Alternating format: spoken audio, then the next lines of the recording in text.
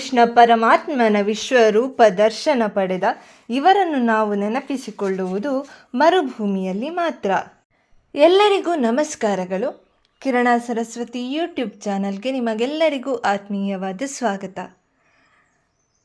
ಉತ್ತಂಕ ಮಹರ್ಷಿಗಳು ಗೌತಮ ಋಷಿಗಳ ಬಳಿ ಅಧ್ಯಯನ ಮಾಡಿದಂತಹ ಮಹಾತಪಸ್ವಿ, ಅಪ್ರತಿಮ ಗುರು ಭಕ್ತಿ. ಗುರುಗಳಿಗೂ ಅಷ್ಟೇ, ಶಿಷ್ಯ ಅಂದರೆ ಅಷ್ಟೇ ಪ್ರೀತಿ. ಅದಕ್ಕೆ ತಮ್ಮ ಮಗಳನ್ನು ಗೌತಮ ಮಹರ್ಷಿಗಳು ತಮ್ಮ ಶಿಷ್ಯರಾದ ಉತ್ತಂಕ ಋಷಿಗಳಿಗೆ ಕೊಟ್ಟು ಮದುವೆಯನ್ನು ಮಾಡ್ತಾರೆ. ವರ್ಷಗಳು ಉರುಳುತ್ತದೆ. ಶ್ರೀಕೃಷ್ಣ ಪರಮಾತ್ಮ ಕುರುಕ್ಷೇತ್ರ ಯುದ್ಧದ ನಂತರ ಪಾಂಡವರಿಂದ ಬೀಳ್ಕೊಂಡು ವಾಪಸ್ ದ್ವಾರಕೆಗೆ ಪ್ರಯಾಣವನ್ನು ಬೆಳೆಸಿಕೊಳ್ಳುವ ಸಮಯದಲ್ಲಿ ಉತ್ತಂಕ ಮಹರ್ಷಿಗಳನ್ನು ಭೇಟಿಯಾಗುತ್ತಾನೆ. ಕುಶಲೋಪರಿಚರ್ಯ ನಂತರ ಕೃಷ್ಣ ಹಸ್ತಿನಾವತಿಯಿಂದ ವಾಪಸ್ ಬರುತ್ತಿರಬೇಕೆಂದು ಊಹಿಸಿ ಉತ್ತಂಕ ಮಹರ್ಷಿಗಳು, ಅದು ಸರಿ ಕೃಷ್ಣ, ಪಾಂಡವರು ಹಾಗೂ ಕೌರವರು ಹೇಗಿದ್ದಾರೆ ಅಂತ ಕೇಳ್ತಾರೆ. ಅವರಿಗೆ ಕುರುಕ್ಷೇತ್ರ ಯುದ್ಧ ನಡೆದಿರುವುದು ಗೊತ್ತೇ ಇರುವುದಿಲ್ಲ. ಕೃಷ್ಣ ಸಂಧಾನಕ್ಕೆ ಹೊರಟಿದ್ದಾನೆ ಅಷ್ಟೇ ಅವರಿಗೆ ಗೊತ್ತಿದ್ದದ್ದು. ಅದನ್ನು ಮುಗಿಸಿಕೊಂಡು ವಾಪಸ್ ಬರುತ್ತಿರಬೇಕು ಅಂತ ಅಂದ್ಕೊಂಡಿರ್ತಾರೆ ಇವರು. ಆಗ ಕೃಷ್ಣ ಹೇಳ್ತಾನೆ, ಉತ್ತಂಕ ಮಹರ್ಷಿಗಳೇ, ಸಂಧಾನ ಯಶಸ್ವಿಯಾಗಲಿಲ್ಲ. ಕುರುಕ್ಷೇತ್ರ ಯುದ್ಧವು ನಡೆದೇ ಹೋಯಿತು. ಕೌರವರೆಲ್ಲರೂ ಅಳಿದು ಹೋದರು. ಪಾಂಡವರು ಮಾತ್ರ ಉಳಿದಿರೋದು. ಅವರಿಂದ ಬೀಳ್ಕೊಂಡು ನಾನೀಗ ದ್ವಾರಕೆ ಕಡೆಗೆ ಪ್ರಯಾಣ ಬೆಳೆಸ್ತಿದ್ದೇನೆ ಅಂತ.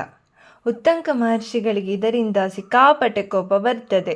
ಕೃಷ್ಣ ಅಲ್ವಾ, ಪಾಂಡವರಿಗೆ ಸಹಾಯ ಮಾಡಿರ್ತಾನೆ, ಅನ್ಯಾಯ ಮಾಡಿ ಕೌರವರನ್ನೆಲ್ಲ ನಾಶ ಆಗುವ ಹಾಗೆ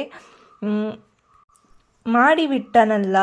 ಈತ ಮನಸ್ಸು ಮಾಡಿದ್ದರೆ ಯುದ್ಧ ನಡೆಯದೇ ಇರುವ ಹಾಗೆ ನೋಡಿಕೊಳ್ಳಬಹುದಿತ್ತು ಅನ್ನುವ ಒಂದು ಕೋಪ ಇರ್ತದೆ. ಕೋಪದಲ್ಲಿ ಕೃಷ್ಣನನ್ನು ಶಪಿಸುವುದಕ್ಕೆ ಮುಂದಾಗ್ತಾರೆ. ಆಗ ಕೃಷ್ಣ ಉತ್ತಂಕ ಮಹರ್ಷಿಗಳನ್ನು ತಡೆದು ಹೇಳ್ತಾನೆ, ಮಹರ್ಷಿಗಳೇ, ನನ್ನನ್ನು ಶಪಿಸುವುದರಿಂದ ನಿಮ್ಮ ಮಹರ್ಷಿ ತಪೋಬಲ ನಷ್ಟವಾಗುತ್ತದೆ ಅಂತ. ಮಹರ್ಷಿಗಳು ಕೂಡ ಆಲೋಚನೆ ಮಾಡ್ತಾರೆ.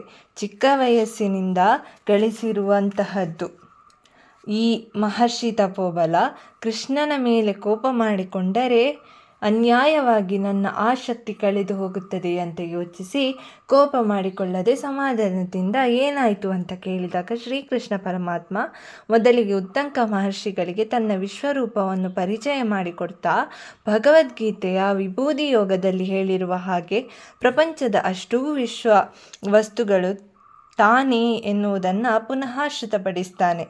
ಆಗ ಉತ್ತಂಕ ಮಹರ್ಷಿಗಳು, ನನಗೆ ನಿನ್ನ ವಿಶ್ವರೂಪದ ಪರಿಚಯ ಏನು ಮಾಡಿಕೊಟ್ಟೆ ಕೃಷ್ಣ, ಆದರೆ ನನಗೇನಾದರೂ ಯೋಗ್ಯತೆ ಅನ್ನೋದು ಇದ್ದರೆ ನಿನ್ನ ವಿಶ್ವರೂಪ ದರ್ಶನ ಮಾಡಿಸ್ತ್ಯಾ ಅಂತ ಕೇಳಿದಾಗ ಶ್ರೀಕೃಷ್ಣ ಪರಮಾತ್ಮ ನಗುನಗುತ್ತಾ ಒಪ್ಪಿ ಅರ್ಜುನನಿಗೆ ತೋರಿಸಿದಂತಹ ಅದೇ ವಿಶ್ವರೂಪವನ್ನು ಉತ್ತಂಕ ಮಹರ್ಷಿಗಳಿಗೆ ಕೂಡ ತೋರಿಸ್ತಾನೆ. ಶ್ರೀಕೃಷ್ಣ ಪರಮಾತ್ಮ ತನ್ನ ವಿಶ್ವರೂಪ ದರ್ಶನ ಕೊಟ್ಟಂತಹ ಕೆಲವರಲ್ಲಿ ಇವರು ಒಬ್ಬರು. ಧನ್ಯತಾ ಭಾವ ಉತ್ತಂಕ ಮಹರ್ಷಿಗಳಲ್ಲಿ ಬಹಳ ಖುಷಿಯಾಗುತ್ತದೆ.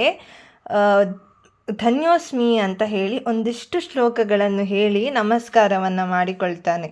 ಅದೇ ಸಮಯಕ್ಕೆ ಶ್ರೀಕೃಷ್ಣನಿಗೆ ಶ್ರೀಕೃಷ್ಣ ಕೇಳ್ತಾರೆ, ನಿನಗೆ ಇನ್ನೇನು ಬರಬೇಕು ಕೇಳಿಕೋ ಅಂದಾಗ ಮಹರ್ಷಿಗಳು ಹೇಳ್ತಾರೆ, ಅಯ್ಯಯ್ಯೋ, ಎಲ್ಲಾದರೂ ಉಂಟೆ, ನಿಮ್ಮ ವಿಶ್ವರೂಪ ದರ್ಶನವನ್ನು ಮಾಡೋದಕ್ಕಿಂತ ಹೆಚ್ಚಿನ ವರ ಏನಾದರೂ ಇದೆಯಾ, ಇನ್ನೇನೂ ವರ ಬೇಡ ಅಂತ ಅಂತಾರೆ.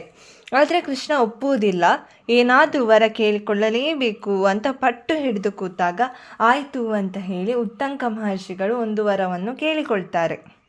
ಅದೇನೆಂದರೆ, ನಾನೀಗ ಮರುಭೂಮಿಯಲ್ಲಿದ್ದೇನೆ ಕೃಷ್ಣ, ನಮ್ಮ ಜನರೆಲ್ಲ ನೀರಿಗೋಸ್ಕರ ಬಹಳ ಒದ್ದಾಡ್ತಾರೆ. ನನಗೆ ಬೇಕು ಅಂತ ನಾನು ನಿನ್ನನ್ನು ಸ್ಮರಿಸಿದಾಗ ನೀರನ್ನು ನನಗೆ ಅನುಗ್ರಹಿಸಿ ಕೊಡ್ತೀಯಾ ಕೃಷ್ಣ ಅಂತ ಕೇಳಿದಾಗ ಕೃಷ್ಣ ತನ್ನ ವಿಶ್ವರೂಪವನ್ನು ಉಪಸಂಹರಿಸುತ್ತಾ, ನೀವು ಯಾವಾಗ ನನ್ನನ್ನು ನೆನೆಸಿಕೊಳ್ತೀರೋ ಆಗ ನೀರು ನಿಮಗೆ ಸಿಗುತ್ತದೆ ಅಂತ ಹೇಳಿ ಆಶೀರ್ವಾದ ಮಾಡ್ತಾನೆ. ನೀನು ನೀರಿಗಾಗಿ ಅಪೇಕ್ಷಿಸಿದ ದಿನ ಮರುಭೂಮಿಯಲ್ಲೂ ಜಲಪೂರ್ಣವಾದ ಮೋಡ ಕವಿಯುತ್ತದೆ ಅನ್ನುವ ವರವನ್ನು ಕೊಟ್ಟು ಕೃಷ್ಣ ಮುಂದಕ್ಕೆ ಸಾಕ್ತಾನೆ. ಇವತ್ತಿಗೂ ಮರುಭೂಮಿಯಲ್ಲಿ ಮಳೆಯನ್ನು ಸುರಿಸುವಂತಹ ಮೋಡವನ್ನು ಉತ್ತಂಕ ಮಹರ್ಷಿಗಳ ಹೆಸರಿನಲ್ಲಿ ನಾವು ಕರೆಯುವುದು. ಉತ್ತಂಕ ಮೇಘಗಳು ಅಂತ ಅಥವಾ ಉತ್ತಂಕ ಮೋಡಗಳು ಅಂತ. ಇಂಗ್ಲೀಷ್ನಲ್ಲಿ ನಾವು ಉತ್ತಂಕ ಕ್ಲೌಡ್ಸ್ ಅಂತ ಕೂಡ ಕರೀತಾರೆ. ಇವರೇ ನೋಡಿ ಕೃಷ್ಣನ ವಿಶ್ವರೂಪ ದರ್ಶನವನ್ನು ಪಡೆದವರಂತಾಗಿದ್ದು ನಾವಿವರನ್ನು ನೆನೆಸಿಕೊಳ್ಳುವುದು ಮರುಭೂಮಿಯಲ್ಲಿ ಮಾತ್ರ. ಇದು ಉತ್ತಂಕ ಮಹರ್ಷಿಗಳ ಕತೆ. ಈ ಕತೆ ನಿಮಗೆಲ್ಲ ಇಷ್ಟವಾಯಿತು ಅಂತ ಭಾವಿಸ್ತೇನೆ. ಕತೆ ಇಷ್ಟವಾದರೆ ವಿಡಿಯೋಗೊಂದು ಲೈಕ್ ನೀಡಿ ಹಾಗೂ ಕಮೆಂಟ್ ಮಾಡಿ ಹಾಗೂ ವಿಡಿಯೋವನ್ನು ನಿಮ್ಮ ಬಂಧು ಮಿತ್ರರಿಗೆ ಶೇರ್ ಮಾಡಿ. ನಮ್ಮ ಚಾನೆಲ್ ಇನ್ನು ನೀವು ಸಬ್ಸ್ಕ್ರೈಬ್ ಮಾಡಿಲ್ಲದೆ ಈ ವಿಡಿಯೋ ನೋಡುತ್ತಿದ್ದರೆ ದಯವಿಟ್ಟು ಚಾನಲನ್ನು ಸಬ್ಸ್ಕ್ರೈಬ್ ಮಾಡಿ ಬೆಂಬಲ ನೀಡಿ. ಇಲ್ಲಿಯವರೆಗೂ ಈ ವಿಡಿಯೋ ನೋಡಿದ್ದಕ್ಕಾಗಿ ನಿಮಗೆ ತುಂಬ ಹೃದಯದ ಧನ್ಯವಾದಗಳು. ಮುಂದಿನ ವಿಡಿಯೋದಲ್ಲಿ ಮತ್ತೆ ಸಿಗೋಣ.